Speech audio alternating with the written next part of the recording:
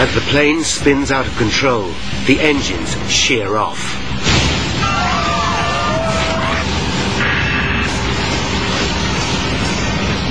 Mark Shaw, still trying to wake his son, also hears the plane. And I think that it sounds just like the Concorde. Come on, Jason. I know you have a doctor's appointment today. Come on, get up. The house starts to shake.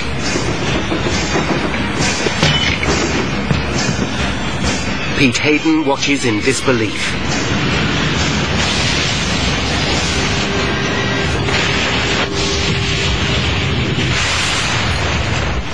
At 9:16 and 15 seconds, Flight 587 slams into the ground.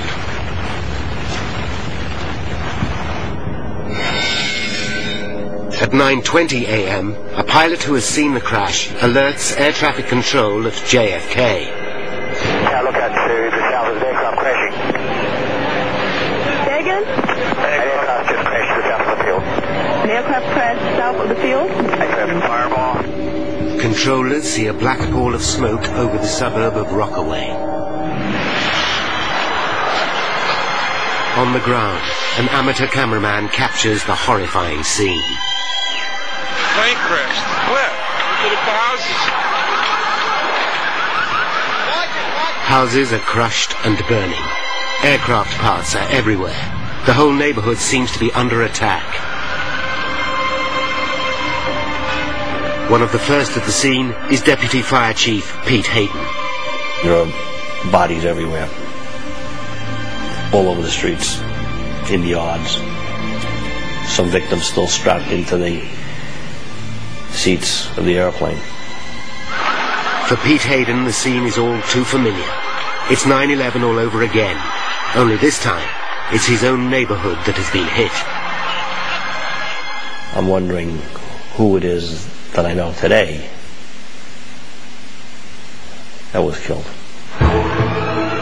As the full scale of what has happened becomes apparent, residents are in a state of shock. The engine fall down and the plane fall. The piston left side and like it's set all the way down. From across New York, emergency services race to Rockaway. Among them, Inspector Michael Morley, who's horrified to hear the plane has crashed close to his own home. His first thought is for his son and his mother-in-law. I know my son is at home. I know my mother-in-law is in the house. So I'm panicking like every other father. You know, I'm thinking, oh my God, what if my kid's killed? What if, I don't know what's going on with my family. Michael Morley's next-door neighbor, Lois Shaw, is traveling to work when she gets a terrifying call from her husband, Mark. What's gone? The house? He's screaming hysterically, the house is burning down. So I just totally freak out, and I'm trying to scream, where's Jason, what's happening? But we get disconnected at this moment. Horrified, Lois heads home. News of the disaster spreads across the city. Roger, I'll have to cut you off. We are just learning from Associated Press that there has been a plane crash in Queens. Hector Algaroba is having breakfast in a diner, having left his parents at the airport. The word that we have is that it is an American Airlines jet. He's not certain which flight his parents caught, but his blood runs cold. Hundreds of firefighters from across the city are now fighting the blaze. Mayor Giuliani arrives to see the damage for himself. We'll do everything we can to help these people, everything. And the president is on top of it. They're alert. They're watching everything else all over the country, so I think people should remain absolutely calm. But New Yorkers believe they are being attacked again. The city is in meltdown. The Empire State Building is evacuated. The United Nations is in partial lockdown.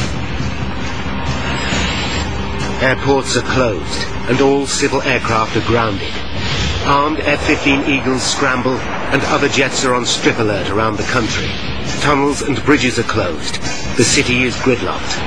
Americans fear their worst nightmare is unfolding once more. The plane has crushed 4 houses on the intersection of Newport Avenue and Beach 131st Street. Across the road, 5 more houses are ablaze. One of these belongs to Police Inspector Michael Morley.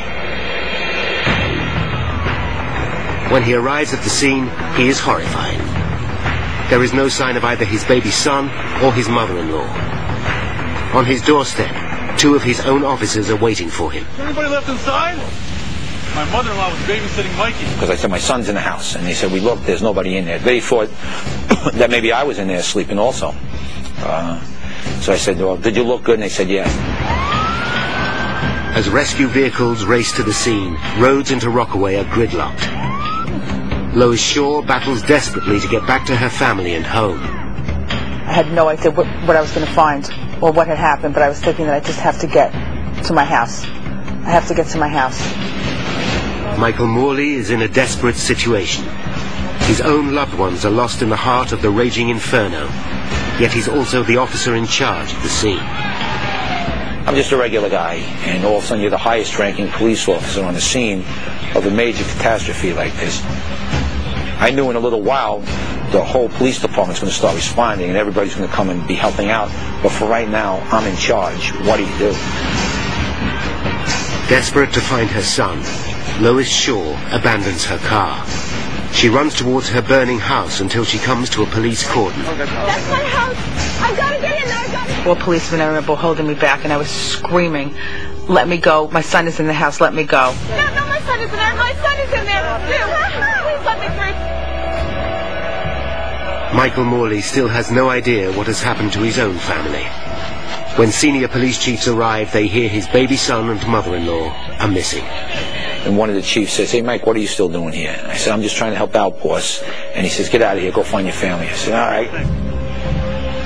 More and more people, desperate for information, arrive at the scene of the tragedy. Among them, Hector Algaroba. He believes his parents were on the plane, but he's praying for a miracle.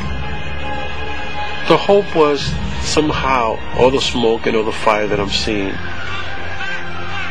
is from some sort of impact of the plane trying to land. And there has been a lot of people that survived. I'm trying to cling to whatever hope, because the last thing a human being loses in life is hope. In the middle of the carnage, Lois Shaw is still looking for her family. I'm running to see if Jason is alive, and I feel unreal. All I see ahead of me is smoke. I can't see anything. Michael Morley races frantically from house to house, desperately hoping his loved ones will be sheltering with a neighbor. Eleanor! Anybody who's a parent, you lose your kid in a Kmart or a Walmart or something like that, and you just get that panic and your stomach goes into knots and you start sweating, you're getting nervous, and you don't want to think the worst, but you can't think of it, and then just magnify that by 100 times because a plane crash just was right on your house.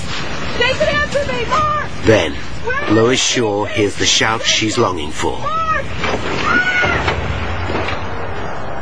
And I looked, and that's when I saw Jason and Mark. Lois! Lois, we're over here! Once I saw him alive, at that moment, that was all that I really cared about. Nothing else really mattered. Oh my God, are you okay? Oh, Jason! Jason and his father are alive and well. They got out of the house with seconds to spare. Oh my God, thank God! Oh, thank God, you're okay. Give her a big hug. She was just out crying. That's when and then she was like, "What? Are you okay? Are you okay?" I was like, I didn't really have any emotions. It was just good to be together. A block away, Michael Morley is still frantically searching when a neighbor calls him over. Hey, Mike, get over here! God, they're right there! They're right there! I saw him. It was a fantastic feeling because 2 seconds earlier, I'm starting to panic, thinking maybe they really were dead, and you turn around and there they were. My son was crying when he saw me, and you get worked up when your son's crying, and my eyes started getting wet. So I just held him for about 5 minutes. But for each moment of joy, there are 100 of despair. Stan Molin, father of the co-pilot, gets a phone call with devastating news. Told them that call came in, you can sort of, hope that it was a different airplane. But that was the oh no, this can't be moment.